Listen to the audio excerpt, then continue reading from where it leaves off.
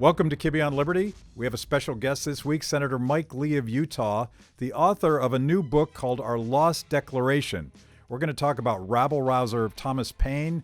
We're going to talk about the rage against the machine of King George III and how all of this applies to the bottom-up ethos that created America and your responsibility to make sure it doesn't go away.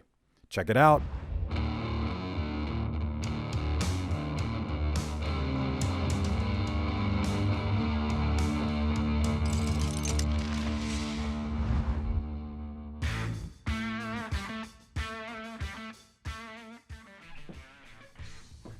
They have, like a lot of bands apparently practice in that church.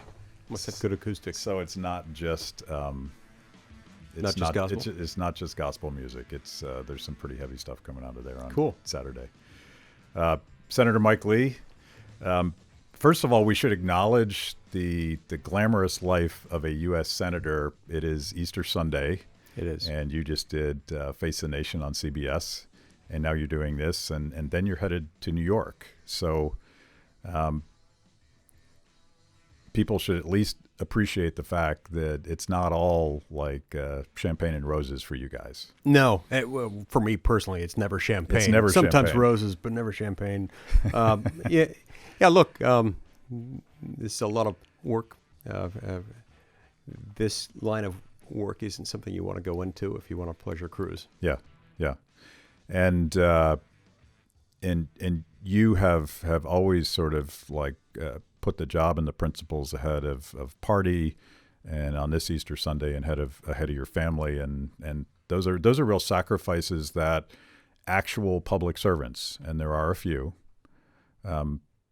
people at least need to appreciate. And I hate to say nice things about politicians, but I'm at least throwing you a bone on this particular day. Well, thank you. I appreciate that. It's certainly a big sacrifice on the part of my wife and our 3 children, and grateful to them for supporting me in this job, but it's not without sacrifice.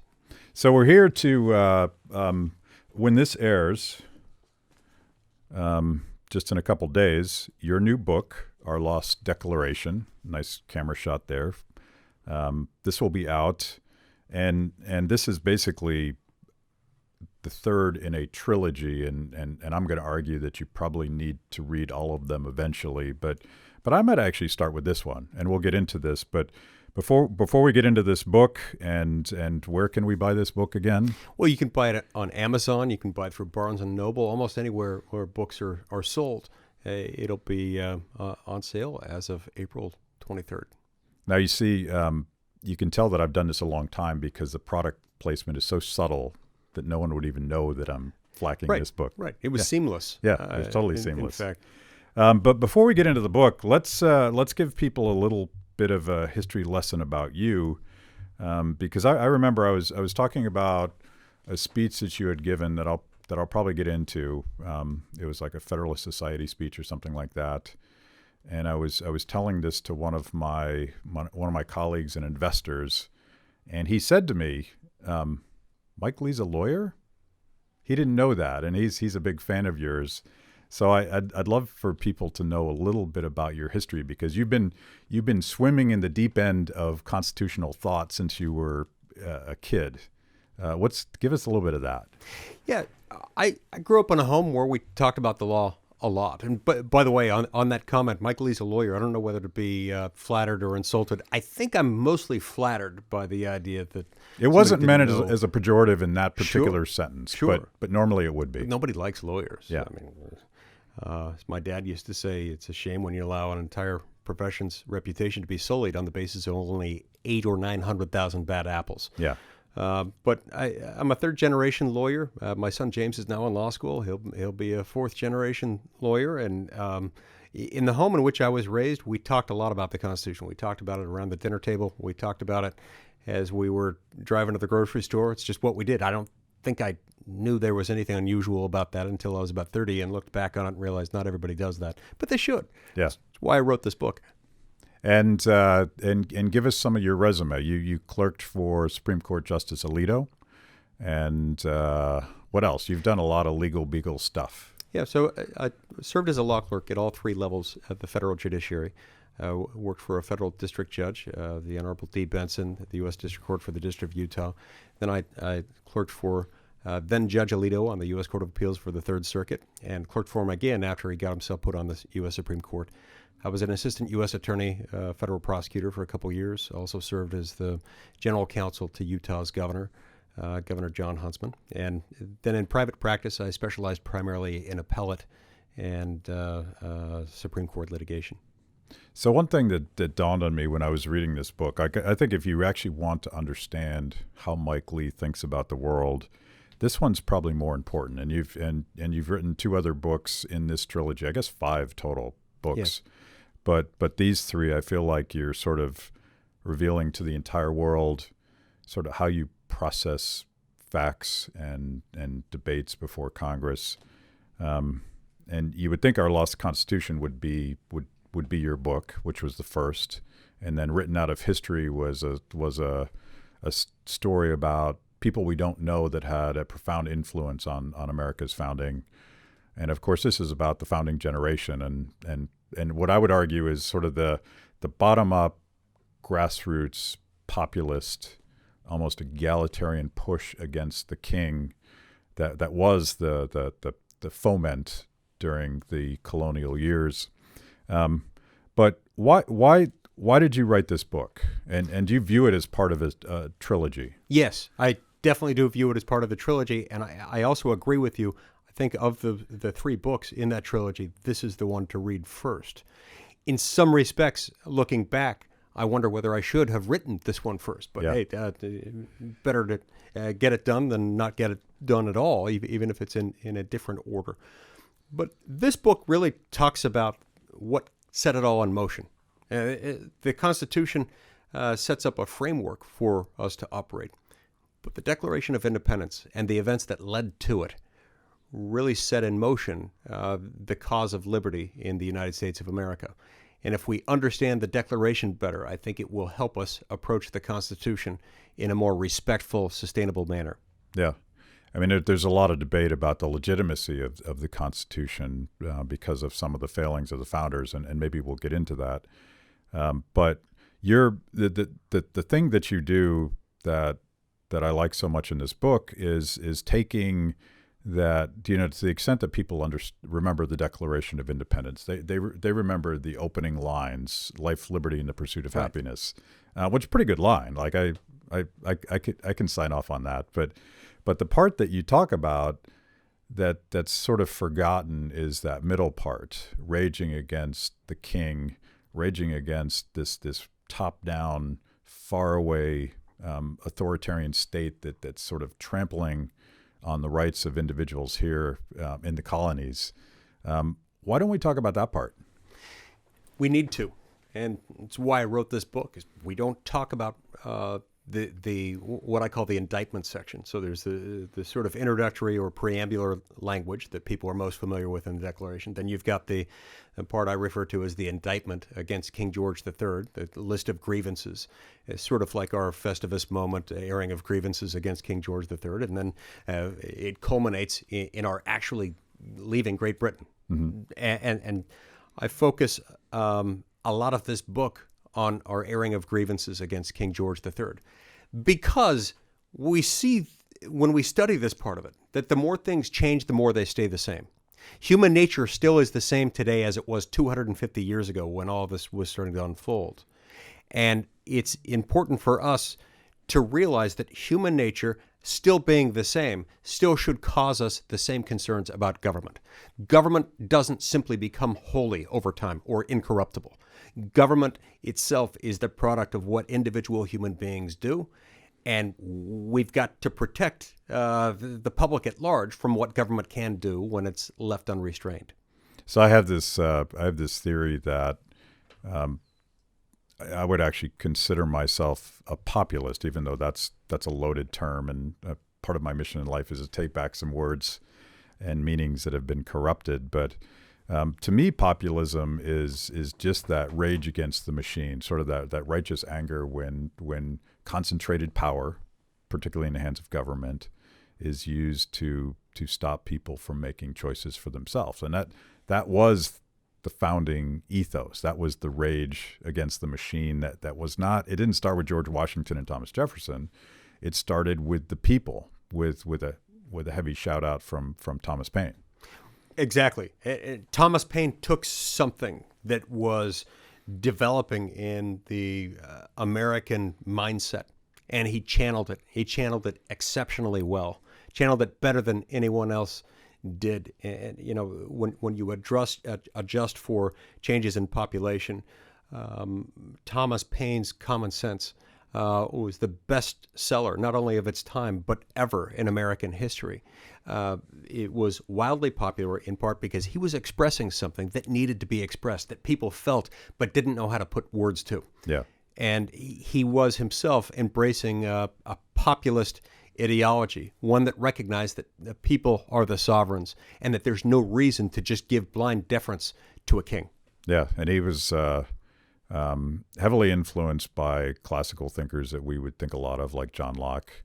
But what's different, and I think this is where your history as a Tea Partier, I don't know if it was, but it feels like it was influenced by Thomas Paine, because he stuck his neck out first. He was a member of the media. And originally published Common Sense without putting his name to it, because he would have been hung for doing it.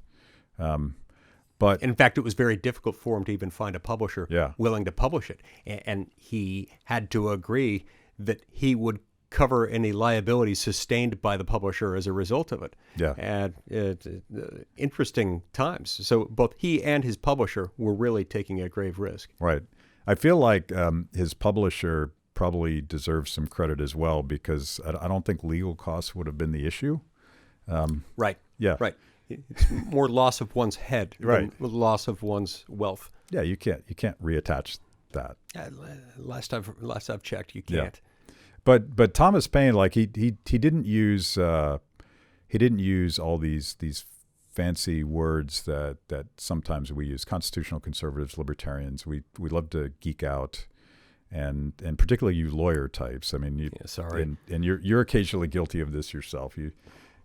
I've heard you're quoting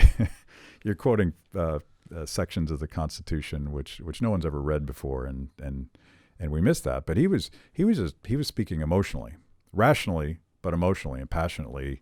And radically. That's something that's why he galvanized the public. Yes, and he galvanized it because he took a common set of assumptions that had been embraced wholeheartedly by Englishmen everywhere, and that included the British subjects on American soil. A common set of assumptions about the divine right of kings, about the fact that King George III had every right ordained and conceived by God himself to rule, and that the American people and British subjects everywhere were just expected to defer to that. And he asked the question, why? Why should we do that? And he pointed out a whole lot of reasons why people shouldn't. So even though we don't have a king today, we do have a government, and that's a government in which people have put an artificial and creepily, eerily, almost religious amount of faith in.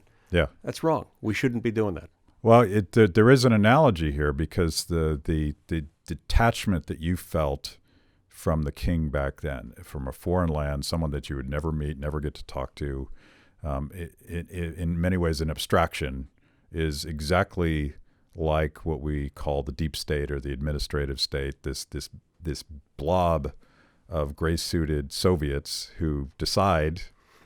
And it's not like you would ever get a day in court to engage them if you are the victim of that kind of thing. It's the same thing, except it's even harder to pinpoint than a king. That's right. It's much easier to take down a king when you can name the individual person who in whom is vested all of this power. Yeah. But when that power is spread out among tens of thousands of people, potentially hundreds of thousands of people, depending on who you regard as wielding authority within the deep state, it's much harder to take that person down. And instead, what you're left with is this broad abstraction that the federal government is good, that it does good things. There's a cultural dynamic at play in America that has been at play for several decades, in which people assume if you identify a problem, the next logical step is going to be, let's have the federal government do it. Yeah. And they developed this creepy trust and faith and confidence in the government, a government that can build these impressive war machines, aircraft carriers, fighter jets, things like that, and it becomes almost awe-inspiring. We have to be careful that we not worship the state simply because we respect or fear the state in some respects. Yeah, and you in your introduction, you call out our progressive friends who put that sort of unbridled faith in the system, and all of these faceless people that they can't be fired, they can't be held to account. It's even hard sometimes to figure out who they are. That to me is sort of the Achilles heel of the progressive aspiration to sort of rationally plan things from the top down. Especially because they're experts. Yeah. So in addition to the fact that this is somewhat diffused power, it's concentrated in all the wrong ways. It's diffused also in all the wrong ways. And then it's rendered immune from certain types of criticism by virtue of the fact that they're experts. These are the scientists who know what they're doing in regulating X, Y, or Z. And so we have to have faith and confidence and trust in them. And by the way, if you don't share that faith and confidence and trust in them, you're foolish. Yeah, you're foolish. And since we've picked on lawyers, I'm an economist by training, and a lot of current economics has that pretense that Hayek worked about. By the way, you don't have to partake in this, but apparently every time I say Hayekian, our viewers have to drink. So I wish I had a drink here, but water's okay too. Oh, I thought that qualified. Yeah. Well, it's okay. But what would Thomas Paine say about that progressive pretense? I'm always reluctant to speak for any other human being. And I'm especially reluctant to speak for one who's not here to defend himself. But I will say this. I have a hunch that if Thomas Paine were here, he would say, what are you doing? Why have you exchanged one form of centralized power for another? Why have you given away this much of your liberty, this much of your lives, of your ability to provide for your families to one central government? So your capital is no longer in London, but it's in Washington. You're no longer headed by a king, but you've got a different type of sovereign at play. And that sovereign is disrespecting the sovereignty of the people, which is what's most important. So you call him a populist and an egalitarian. Tell me what Thomas Paine how he would explain that position. Thomas Paine grew up in England, in a village where he routinely saw abuses of government power. He saw people hanged. He saw people mistreated by the king's servants. And this was deeply upsetting to him. And he noticed that this often disproportionately affected poor and middle-class Englishmen. And this strongly affected his mindset. And it's one of the reasons why he was able to channel this populist feeling so effectively when he got to the United States of America. The fact that he ended up here, having been encouraged to come here by Benjamin Franklin, was itself the outgrowth of populist thinking. And then when he got here and he got into the publishing industry, he decided it was time to set the record straight on liberty and on the blind deference people were giving to King George III. And he didn't really want to do it. He was trying to run a business. He was trying to actually provide for himself, but he just couldn't take it anymore. He felt compelled to do this, yeah. Even though he knew the risks were great, and even though he had to take his name off of it and beg and plead with different publishers until he finally found one under limited circumstances willing to publish this tract. But he did it, and once he dropped that lit match, and it met with this dry, vast bed of tinder, it caught fire very quickly. Yeah. I hadn't noticed how radical this quote was until you pointed out in your book, and I wrote it down because I wanted to get it right. Thomas Paine, in Common Sense, says, "The cause of America is the cause of mankind." It sounds pretty pretentious. What did he mean? He recognized that we were at a particular inflection point in human history, a point at which the child had outgrown the parent or was quickly overtaking the parent. Meaning we had these colonies that had themselves been the beneficiaries of local self-government and of the idea of limited government. We had benefited from them. Our economy was taking off. We finally had the opportunity, based on economic, demographic, geographic considerations, we finally had the opportunity to throw off our oppressor in a way that no other major civilization on planet Earth had ever had the opportunity to do. So you blend all of those fortuitous circumstances with the moment in history when this was happening. He knew something. He could see around this corner.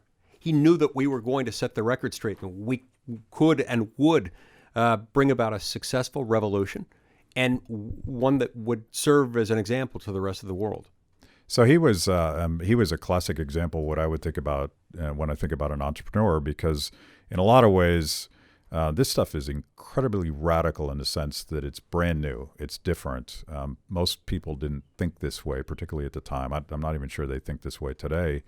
That the individual was a building block, and that individuals could be trusted to self-govern, and that wisdom and order came from the bottom up. And in some sense, he's standing on the shoulders of the English common law and the Magna Carta, Scottish Enlightenment. There's lots of people thinking important ideas for hundreds of years before Thomas Paine wrote this. But on the other hand, this egalitarian radicalism, this individualism, this rage against the machine, that's, to me, a uniquely American ethos.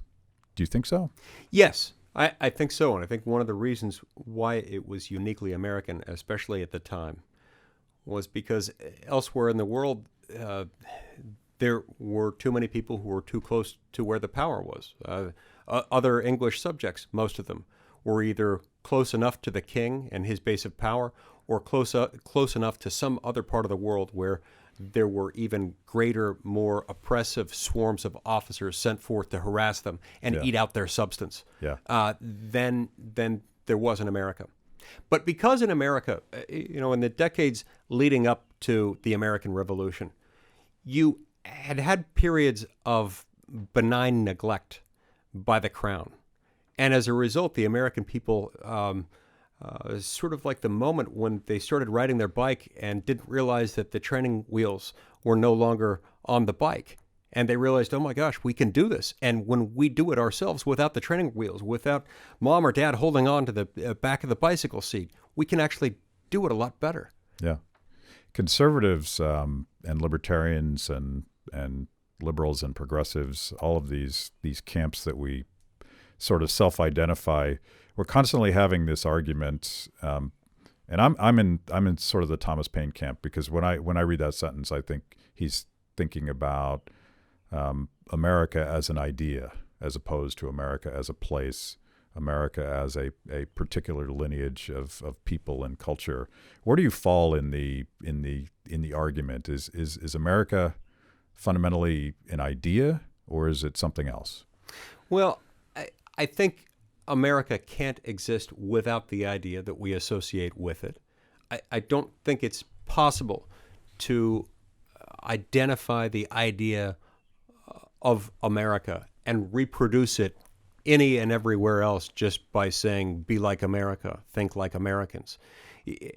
Culture and customs and history and traditions have to play a role in that. And that's why, as we've found throughout the world, one of the reasons I'm so suspicious of our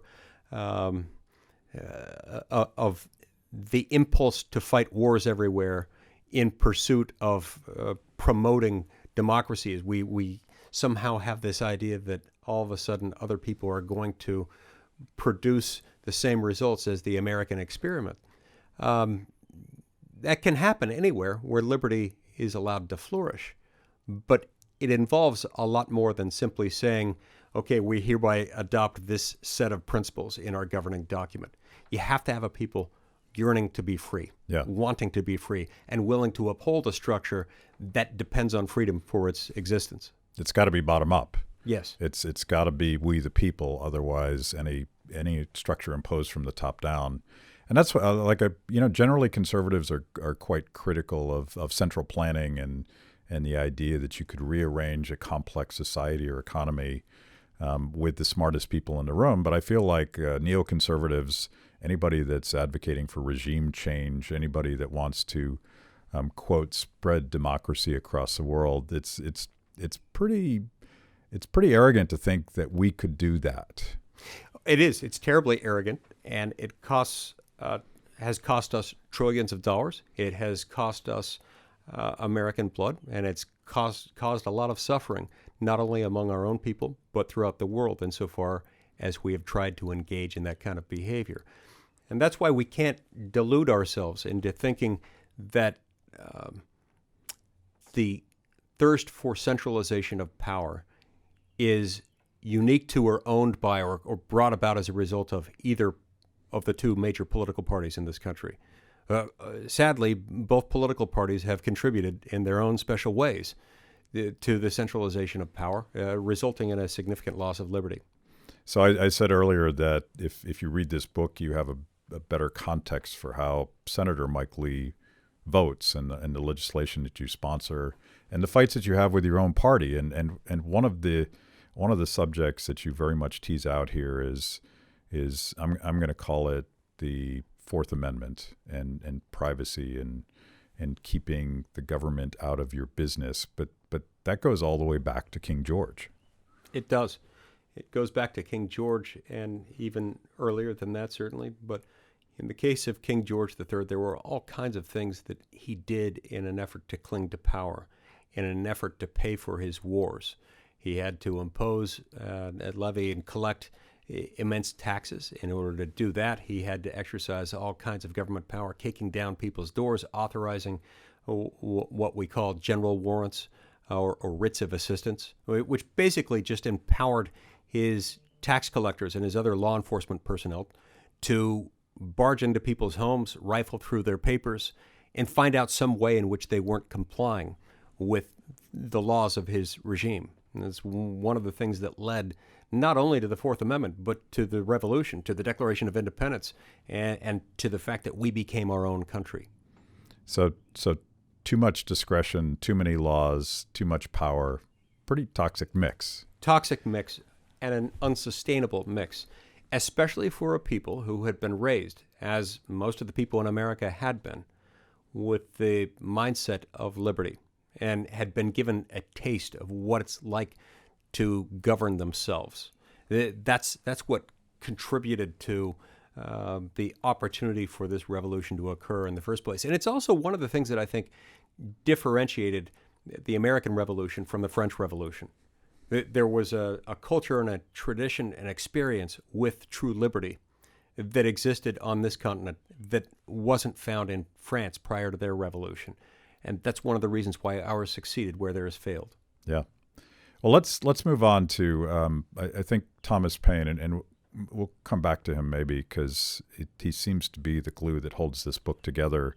But there's another guy, Sam Adams, that I'm a big fan of, and the chapter leading up to the Boston Tea Party is fascinating to me, and I think a lot of people get this wrong. Like, the modern Tea Party would say tax enough already, but the Boston Tea Party was equally, if not more so, about defending free trade, fighting cronyism. The East India Company, of course, was in cahoots with the central government with too much power. And we always think it was a tax fight, and it was a lot more complicated than that. It was really about free trade. Right. It was a tax fight. It was also a monopolistic control fight, one that was sponsored by the Crown with the assistance of Parliament, giving a monopoly for the East India Company in the tea trade in America. This really ticked off the American people. It upset them greatly, and with good reason. It would be like going after my beer. Like going after tea those were fighting words. Right. So going after your beer, let's say if the federal government today identified one beer maker that was favored by government officials, that was then going to be the sole producer and distributor of beer, I would imagine the American people, starting with the Kibbe residents, would be quite upset by that. This actually happened in Venezuela, and it didn't work out that well because now there's virtually no beer in Venezuela. Yeah, I was going to say, I'm not a connoisseur of beer like you are, but I'm guessing Venezuela is no longer known for their beer. No, as a result of that. I tried one once, and it was a pretty horrifying experience. It's like that scene in Good Morning Vietnam, where there's an exchange about this is the best beer in Vietnam, and somebody said, well, it's the only beer in Vietnam. Yeah. And the guy later claimed that it had formaldehyde added to it for flavor. Hey, anyway, I'm sorry, I'm getting off track. Well, that just makes me sad. So. Right. I mean, why would someone do that to their beverage? But people understood that if the crown continued to move in this direction, it would have devastating effects on people's freedom and on the American economy. And so that's why they orchestrated this economic viability. Economic viability. And because it wasn't just tea. Tea was the flashpoint because it was so important to people. Yeah, it was common. It was as common, as ubiquitous to the time as fine craft beer is in the Kibbe residence. You mess with their tea. In your case, you mess with the beer, even though you're messing with other things. That's going to be where the emotional boiling point is quickly reached. Yeah, and I think a lot of people today on our side, and I'm using these terms loosely because I'm not sure who's on each other's side anymore, and I sort of naively hope that we could all be on the same side on some pretty fundamental things. But in many cases, it's who's on first, what's on second. Right. It becomes very confusing. But on both sides, actually, there's skepticism of trade and the mutual benefits that you get from Americans focusing on their comparative advantage, other countries doing that. But for the American founding, we wouldn't be here if it wasn't for trade. It just couldn't have happened because we needed the expertise of other countries, and what we had was resources. We had natural resources. That's exactly right, and that's one of the reasons why in the book I tell a story of a captain named Thomas Truxton, who was the captain of a trade ship called the Charming Polly, and he was arrested in the Caribbean as he was engaging in trade, and he happened to be doing that in a Dutch island at a moment when the British government had seen fit to impose this sweeping prohibition against American trading with foreign countries other than Great Britain. Yeah. And they did that because they knew that we could survive if we could trade with other countries. Even if our trade relations with Britain were messed up, which they clearly were, we could survive and even thrive as long as we could trade with others. They couldn't have that. That's why they tried to shut us down. And that's one of the things that triggered the revolution. And of course, this was the problem with the getting the colonies to actually come together is that certain states, certain colonies were in the tank, like New York. And, a lot of those exclusive trading agreements with England were, in fact, crony relationships between the crown and businesses like East India. Of course, because whenever you shut out one person or one group of people from the stream of commerce, it creates a potential beneficiary in someone else. It creates a windfall, and that windfall is allocated not according to economic principles of efficiency and competition, but rather to proximity and favorability to the governing power. And that creates a problem. It's one of the reasons why we ought to be suspicious to this very day of who benefits from government-imposed restraints on trade, from tariffs that end up killing more American jobs than they end up preserving. Yeah. So when constitutional conservatives complain about Wall Street bailouts or car bailouts or even farm bailouts required by tariffs, it goes all the way back. This is part of our DNA. It is part of human nature. When someone has the power to shut that off, that means they also have the power to favor and benefit those who are not subject to that destructive power. And that can be very tempting. especially in a system of government where people's ability to influence government is sometimes tied to and proportionate to their economic SWOT. And if their economic SWOT becomes even greater as a result of a government set of regulations, you got a problem.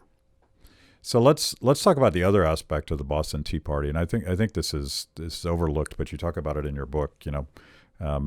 Everybody knows, even though he was behind the scenes, that Sam Adams was organizing the Sons of Liberty, training them, and preparing for that town hall meeting where they eventually go to Boston Harbor and dump tea. The part of the story that doesn't get told that often was that it was essentially an act of nonviolent protest. It was the original street theater. And I think it was John Adams would come back later and say, at the time of the Boston Tea Party, the American public was split three ways. 1/3 was in the tank, 1/3 was true blue, and the other third was trying, and I just butchered the quote, but they're agnostic. They were like, is this my fight? Do I really care? Do I really want to bear the burden of fighting for liberty? And it was the nonviolent nature of the Tea Party protests that sort of galvanized the public, particularly when the King's response was so violent to it. Yes, that's exactly right. When people here in America could see the extent to which the Crown was willing to go in order to maintain its chokehold on the American economy and on the American people themselves, that's what propelled the revolution. You didn't necessarily all of a sudden get all the people who were in the tank or all the people who were on the fence in with those who really felt deeply that we should be our own country. But it was the moment in which George III lost his legitimacy, and those who were reluctant to support the revolution realized that it was a lost cause to oppose it because they overreached. Yeah. King George pushed it too far, and the people would no longer support it. So this entire book, Our Lost Declaration, product placement moment there, is a series of vignettes of all of the pieces of the puzzle that led up to this amazing moment where the colonies decided to declare independence. And you spent a lot of time on the politicking and all that, and it's remarkable that it ever happened. But to me, the essential moments are the two we just talked about. The Boston Tea Party was an essential moment, and the popularity of common sense was these were the two things that led the people that were in charge, the leaders, the founders, the people that usually get all of the credit for the work here. It gave them the courage to actually do the right thing. In fact, it probably forced them to do the right thing even if they didn't actually have enough courage, because they couldn't not do it at that point. The bottom-up nature of this is the only way that I think we keep America. And of course, you and I were Tea Partiers. You were a product of the Tea Party. I don't know if you've ever told this, but the process by which you became a U.S. Senator is fairly unique in American history, at least my understanding of politics, which is unfortunately too extensive. You were driving around in a mini camper across the state of Utah, talking about the Constitution. Who does that? That's right. Well, I guess nobody does that. At the time, it seemed perfectly normal to me, but I had this idea, and initially, all this started out about 10 years ago when I started giving a series of speeches about federalism and separation of powers across the state of Utah. I decided that I needed to spread the message of the Constitution and of the fact that our government in Washington had been ignoring it for some time under the leadership of both political parties. We had been, if you remember the movie Monty Python and the Holy Grail, there's this moment where Sir Galahad comes running, or no, maybe it's Lancelot, comes running into this castle with his sword drawn. He's about to go in and start killing some people, and there are two guards who are standing there. And as he comes running by with his sword drawn, clearly aiming for an attack, the two armed guards say, "Hey, as if they had noticed it just for the first time, as if they were noticing someone who was coming in violating the dress code. And that's how I felt that our elected representatives in Washington were treating this entire thing. The Constitution was being ransacked, and our people who were supposed to be minding the store were just looking as if to say, hey, but not even that. So I started giving these speeches around the state, and eventually those speeches gave rise to what became a U.S. Senate campaign. I was running against a 3-term incumbent Republican who was fairly popular, but somehow this message worked. Somehow this message resonated. That is that we need a different kind of thinking in Washington, one that refocuses on the fact that there's too much power in Washington. It's being wielded by the wrong people.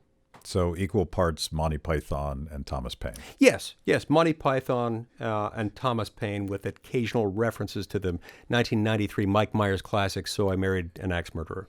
It's an essential, like if people haven't seen that movie, they're probably not fulfilled human beings, I'll be honest. Right, or at least not good people. But they can still repent by seeing it. Yeah. But that sort of that bottom up ethos, and I think people, you were the first shot heard around the world that became the Tea Party election of 2010, a rebirth of respect and for the history of our Constitution and the founding. But I think the political class, particularly Republicans, just thought it was weird. They didn't recognize this as a quintessentially American thing that we were trying to do.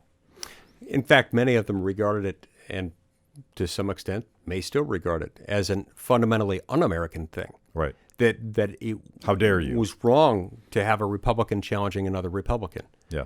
How dare you run against someone who wears the same color jersey that we do? And for some time, they didn't grasp it. To a significant degree, this message is now becoming more widespread, and I hope that it will become, in time, a message that people at every point along the political continuum can grasp.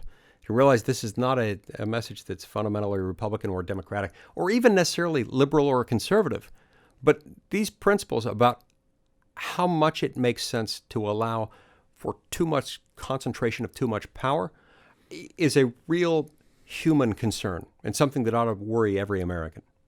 The idea of America is, as much as we don't like the words living constitution, because it suggests that perhaps some of the fundamental limits on government power are negotiable. They're just something that we decide don't work at some point. But clearly, when I read this book, you're talking about a process to get to an ideal, and we haven't achieved it yet. We're still not quite there. We're never going to be there.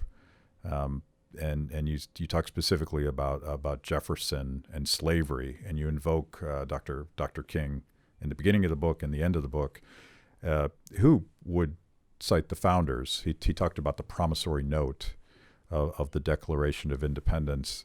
But you get into the history, like Jefferson was clearly torn by his own behavior and his own business model at Monticello. And I didn't realize how many times he had actually tried to get the legislature in Virginia and the actual Continental Congress to go all the way. Let's abolish this obscene thing that's happening in America, because if we don't, it'll tear us apart. Give us the history of that. It's really interesting stuff. I explain in the book that starting at an early moment in his political career as a member of the colonial legislature in Virginia, he tried to make slavery unlawful. He recognized that it was wrong. He was met, of course, with a lot of resistance on that, and ultimately that effort failed. And it also failed when he tried to work into the Declaration of Independence. His initial draft used, as part of his indictment against King George III, the fact that the king had perpetuated the slave trade and had that he and his predecessors had sort of forced slavery on the American people, and that it was a problem. Now, look, as I point out in the book, I'm not a Thomas Jefferson sycophant. I'm not going to praise Thomas Jefferson in the same way that I praise Thomas Paine and others in the book, because obviously his actions weren't all that consistent with his words in many instances. It still is worth mentioning, nonetheless, that he tried to get that into the Declaration. He knew it was wrong, and he tried to make it unlawful. He also tried to make it a part of our opening mission statement in the Declaration, that we're not a slave-owning country. He lost that battle, but in the process, I think he planted the seeds for what would become an effort to free African slaves in America. Yeah, both Abraham Lincoln and Dr. Martin Luther King would reference Jefferson's words as unfinished business. Right. In fact, even the language that remained. Now, the language that was omitted was very overt and explicit in its condemnation of slavery. But even the language that remained, just the fact that he acknowledged that all men are created equal, that they're endowed by their Creator with certain inalienable rights, including life, liberty, and the pursuit of happiness, those things themselves were incompatible with slavery. I think Jefferson knew that, and I think he knew that he was helping move the freedom process forward. So what do you say to critics who argue that founders like Jefferson as slaveholders were illegitimate as architects of America's founding? You probably don't agree with that, but what is the conservative response to that critique? It is very natural for us to condemn them for doing what they did, because it is abhorrent. That doesn't mean that they didn't know that what they were doing was wrong.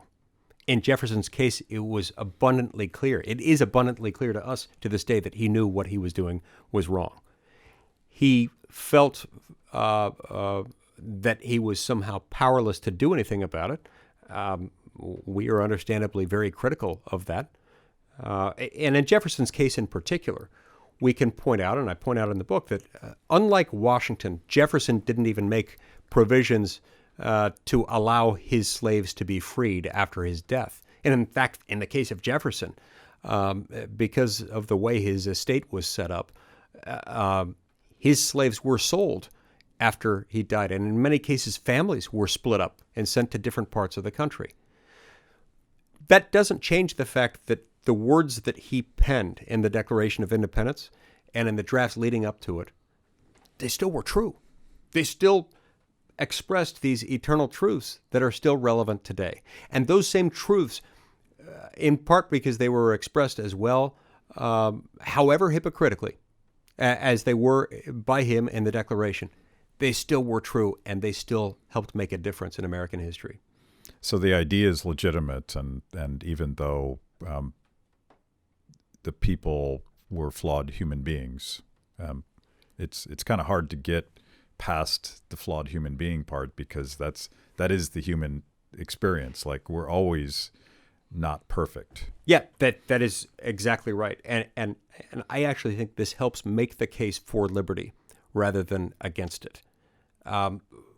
We look to the fact that Jefferson, as revered as he is in this country and as great as his contribution was, he also did some things that we regard as utterly abhorrent. It's one of the reasons why we should avoid the worship of any individual, and why we should avoid the worship of the state, why we should avoid unfailing, unflinching deference to any government. Jefferson was the government. He helped create the United States as an independent nation. He himself later served as president of the United States. And he himself is an example of why we shouldn't give any one person too much power.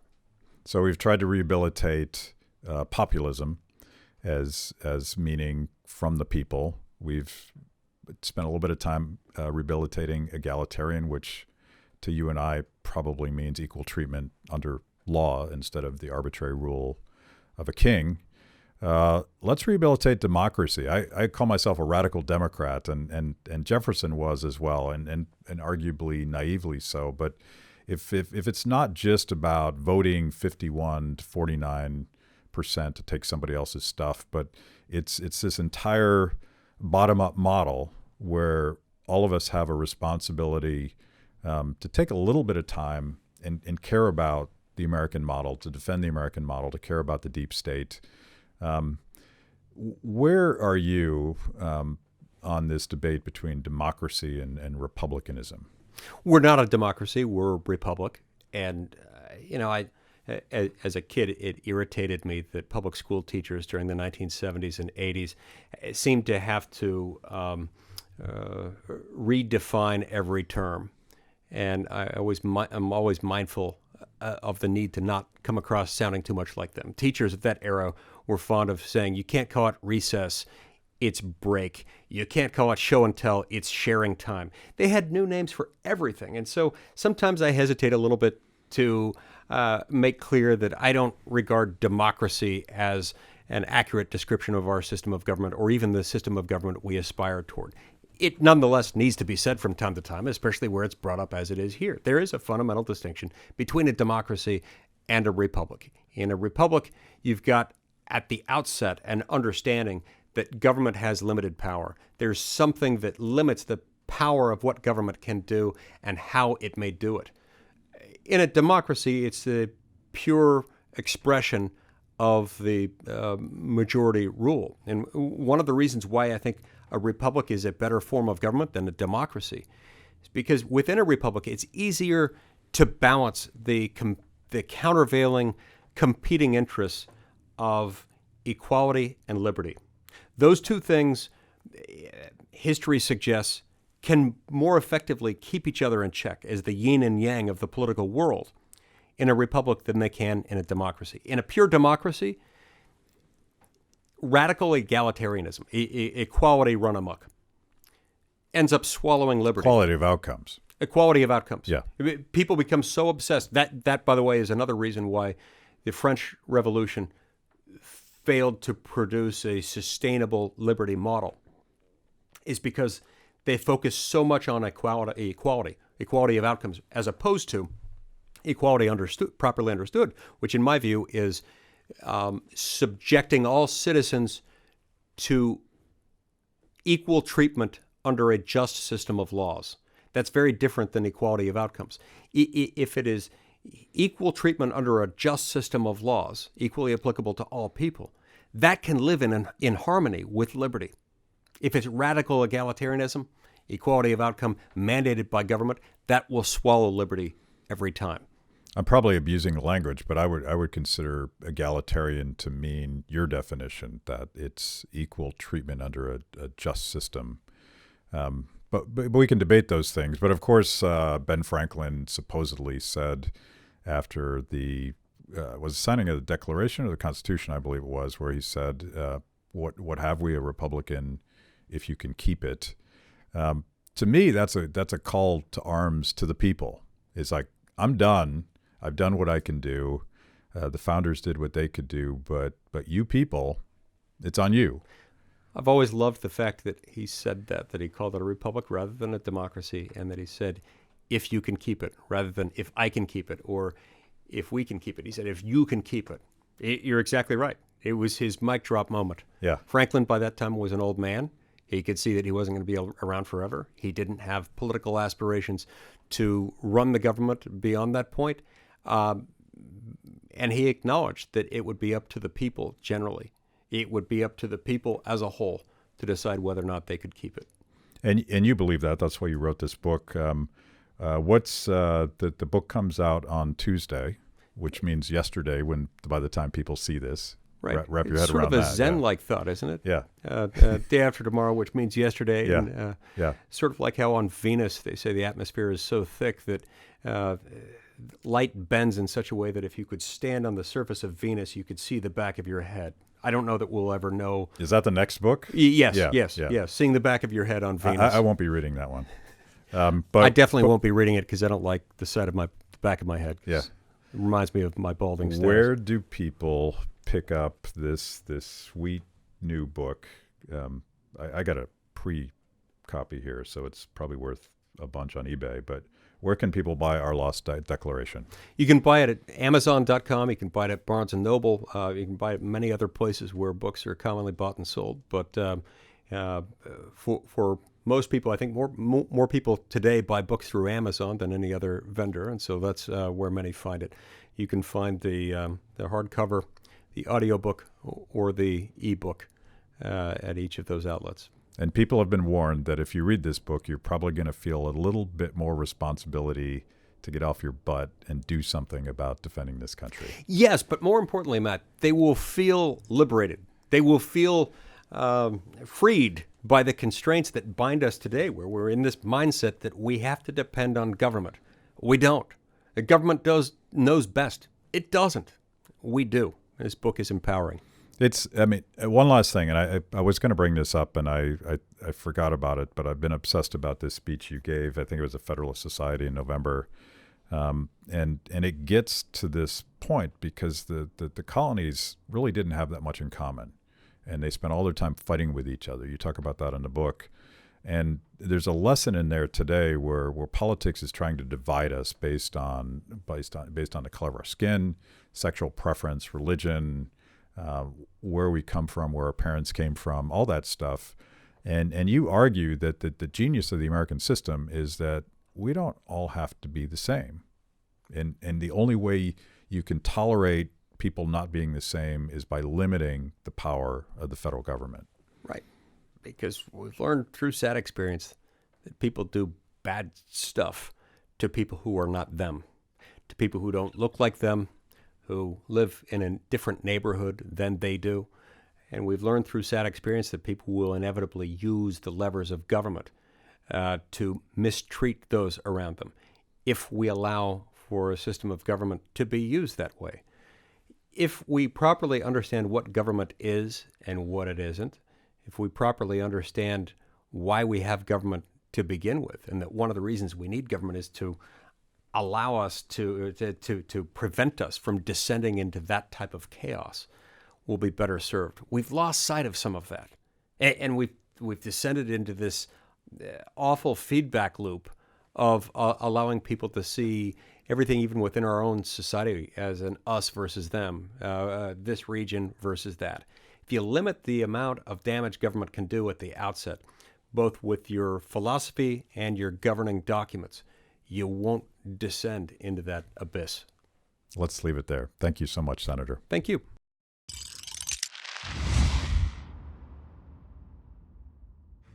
Thanks for watching Kibbe on Liberty. By now, you know this is the most important event of your week. So make sure you subscribe on YouTube.